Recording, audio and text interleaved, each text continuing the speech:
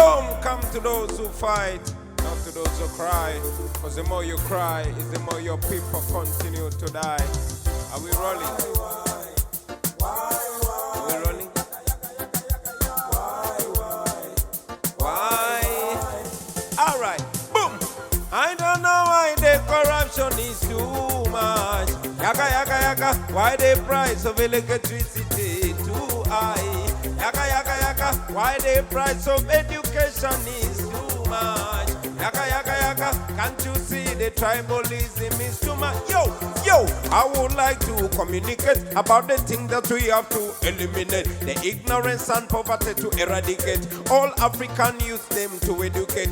Yo, don't you try to politicize. Don't say Bobi Wine him criticize. Just sensitize, me sensitize. Cause I know that my people must realize the most important thing that true liberty begins in your mindset. To free ghetto people, they must educate. But education is expensive to get. It's like you say we carry water in a basket. Boom!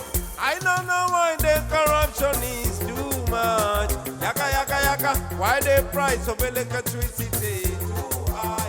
Yaka, yaka. Why the price of education is too much? Yaka, yaka. Can't you see? Alright, I mean I'm African style. Yo! Atitemoda womerimbe Boza to saba government to yambe Opposition ije to subire to yambe Pulira na boba tukola mu musembe Naye muli kola mutanga bechanzi Yabanyigirizi babonanga bechaye Komuntu wa family yo musalo kwa mwezi Tekomulisa kumala wiki chogola bangamba Tutude kutaimu boom Ekenda kubaluka taimu boom Boom Keri balukanda imubum demogamba tetwabagamba ayaka yaka yao. I don't know why the corruption is too much. Why the price of electricity too high? Why the price of education is too much? Yo, can't you see the tribalism? Yes, man, equal rights and justice we defend all over Africa and get the inspiration from the mighty island of Jamaica. Blessing is a pleasure to be here. It's an ultimate honor to carry the message from home and spread it from a different stage since we can't have the same privilege back home. Blessed love to the max.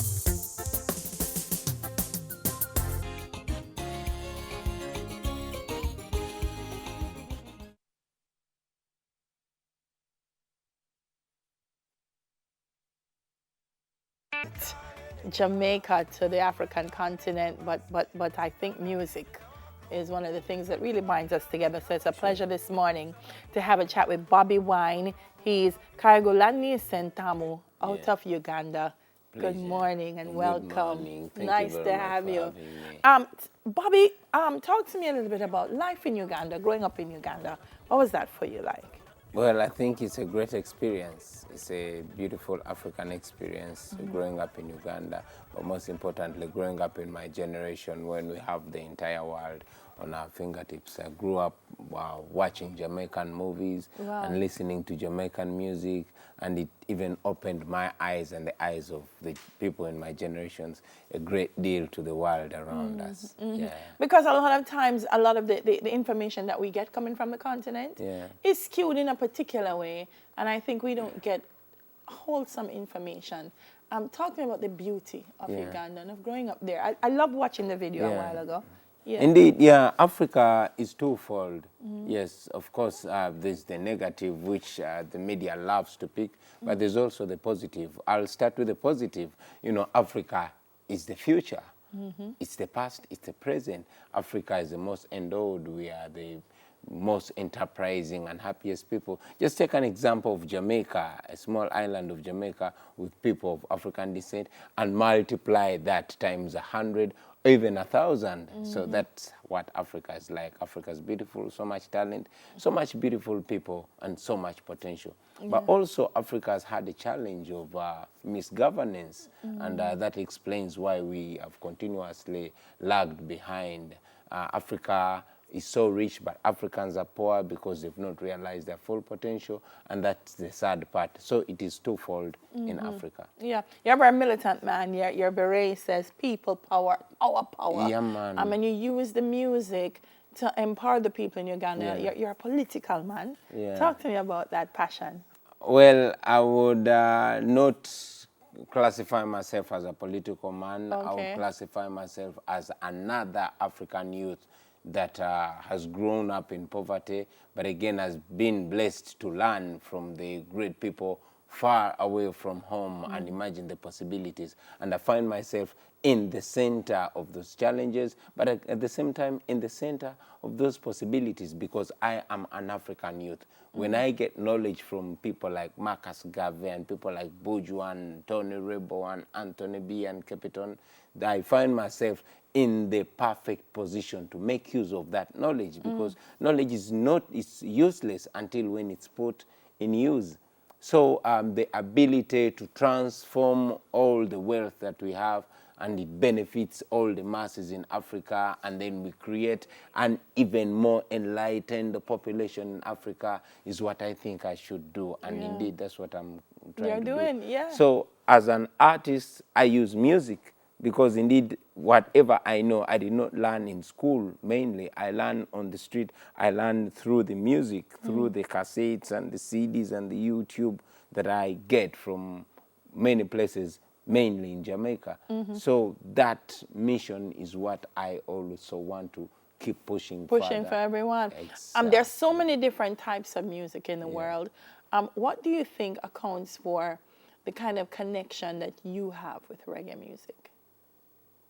Reggae music historically has been impactful on Africa. You realize that Bob Marley's music played a great role in the liberation of Zimbabwe and the independence. And indeed, music as a whole, I remember in the struggle for freedom by the black people in South Africa, while they were being oppressed by the whites in South Africa, it was music that played a formidable role. So music has always been playing such a role. And indeed, that music shaped people like myself. And when I realized the power of that music, that is why I've been using the music, not violence, to change the perceptions of the people, to open the eyes of the people, although it has had some repercussions as well. Yes. But it is the power of that music. It's doing what it's supposed to do. Here in Jamaica, you performed on Rebel Salute. Yeah. How did that feel like for you? Was this the first time you were performing in Jamaica? Yeah. All right, It was, so talk it to was me, my Bobi. second time to come to Jamaica, Yeah. but it was my first time to perform Yeah. on such a show. It was humbling, man. I've been watching Rebel Salute from very many years, you know, with my friends. And the first time I received a call from Tony Rebo telling me I'm going to perform, he was inviting me to perform on the Rebel Salute. I must say I was humbled. And when I came, I believe that I came with all the wishes and all the blessings of my friends back home and the ancestors. And so stepping on that stage was overwhelming, one. And two, it's because it was a special opportunity for me, because currently my music has been abolished back home and my stage performances have been banned.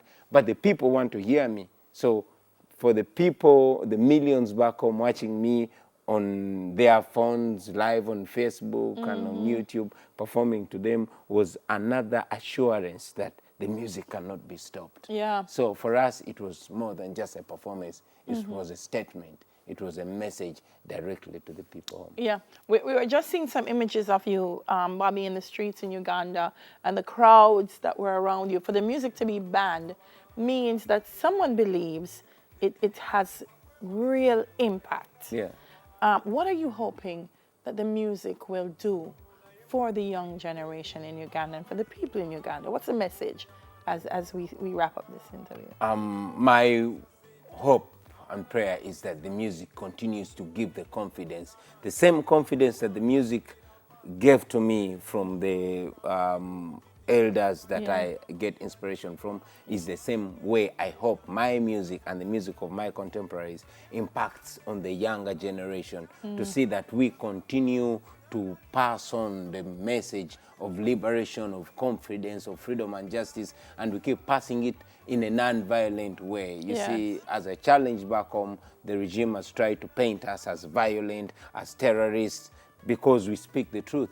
And we continue to encourage people back home to speak the truth, but also to give special thanks to the artists and all the reggae warriors in Jamaica that have worked so hard, even without knowing, to inspire people like myself, and to ask them not to stop, not to keep their eyes closed, but to keep their eyes open to Africa. And to see beyond Jamaica's shores and the impact that the music has. Where can we find your music, Bobi? YouTube? Where? Yeah, my music is on YouTube, and I'm on a mission to also encourage more African artists to tap into Jamaica so that we can have that continuous culture exchange, so that we link up. It's important that we connect. It's important that we identify each other. It's important that the struggle spreads, that we multiply each other as much as we can.